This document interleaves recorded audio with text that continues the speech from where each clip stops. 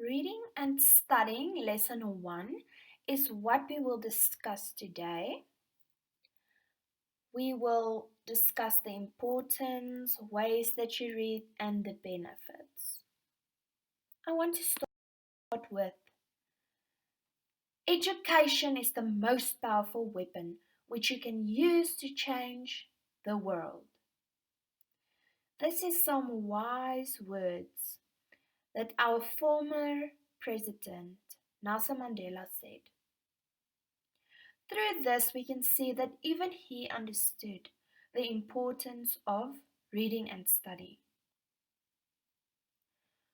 There are different ways we read every day. But firstly, why do we want to be able to read? We want to be able to read to enjoy ourselves and also to understand things. The different ways we read is through a SMS from a friend. If your friend SMSs you, then you read it and you type back. And to type back and send her a SMS, you have to be able to read as well.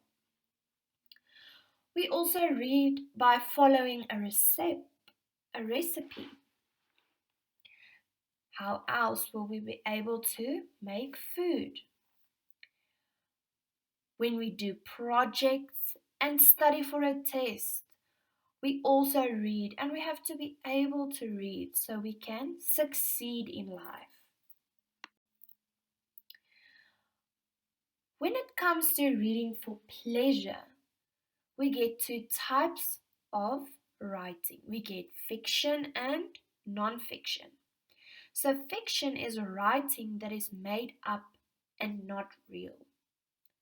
For example, it's novels, jokes, comics, that type of stuff.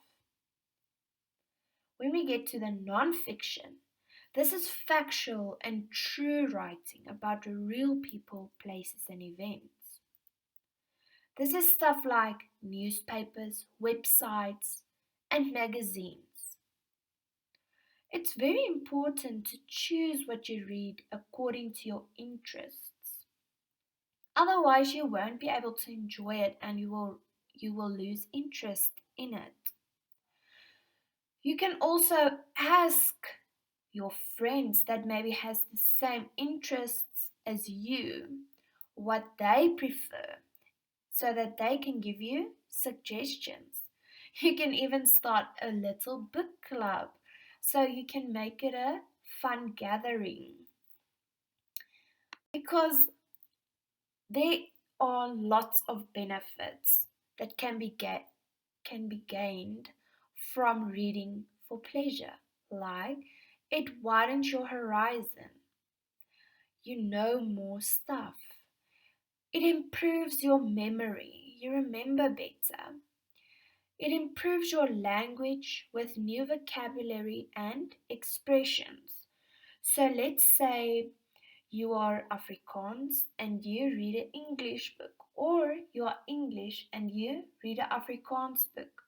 It can help you learn that language through reading.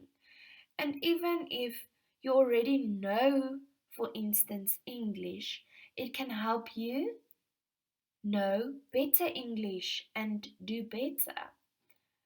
In that way, it improves your grammar, spelling, and comprehension. The same thing that I said.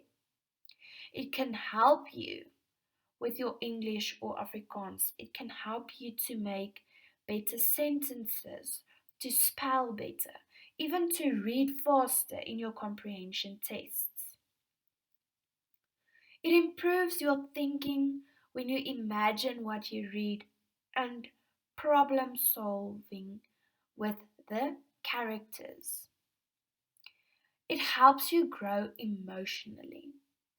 It also prevents boredom and promotes relaxation.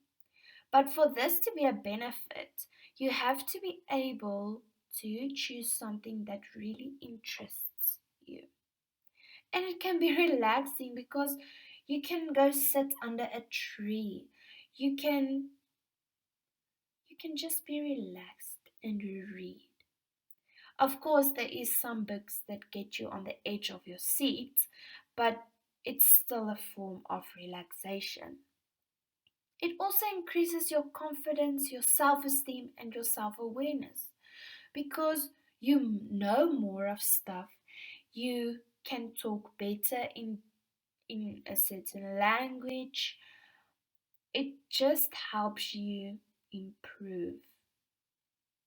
And the best thing is, it can be done anywhere. Like I said, under a tree, you can lay on your bed, you can sit in a class, you can sit in an office.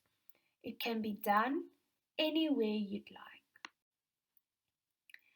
But an important thing when it comes to reading is you have to read with understanding, especially when you are studying, because the core because reading is the core activity of studying and the key way to gain more information. And you read a lot more in high school than in primary school. So it's important to learn to read with purpose. Otherwise, you won't be able to remember the stuff you read. And that will make this reading a waste of time basically when you're studying. I'm going to give you a few tips to remember when you read and study. Okay?